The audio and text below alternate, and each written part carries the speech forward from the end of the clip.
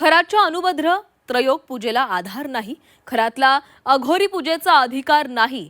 कौलशास्त्र तज्ञ मयुरेश दीक्षितांनी ही टीका केलेली आहे. खरातनं पूजा नव्हे तर बलात्कार केले.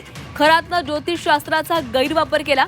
खरातप्रमाणे त्याला भुललेल्या महिलाही तितक्याच दोषी आहेत असंही त्यांनी म्हटलेलं आहे. सनातनच्या नावावर चाललेल्या थोतांड थांबवा. खरातमुळे सनातन धर्माची बदनामी होती असंही त्यांनी म्हटलं आहे.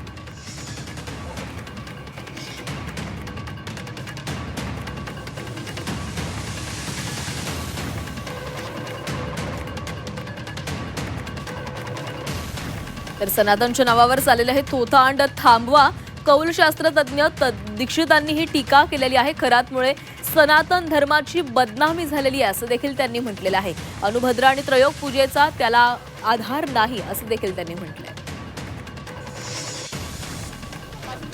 त्याच्याबरोबर असणाऱ्या ज्या स्त्रिया आहेत त्या पण तितक्याच दोषी आहेत, ज्यांनी त्याच्या या कृत्याला समर्थन केलं. तो जे करत असताना जर त्याच वेळेला एखाद्या जरी स्त्रीने त्याला अडवलं असतं तर त्यावेळेस ही घटना एवढ्या पुढे गेल्या नसत्या.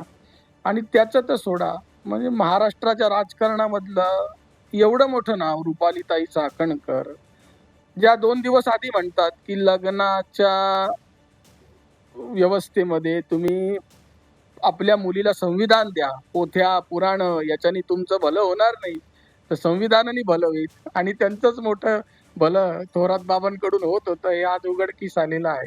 धर्मपत्नी सोबत करायची कृत्य आहेत. सनातन धर्मामध्ये विवाह संस्कार हा अत्यंत मोठा आहे. विवाह झाल्यानंतर त्याच्यामध्ये ज्या कृती करतो आपण, गर्भाधान संस्कार आहेत, तर हे सगळे त्याचेच अंग आहेत.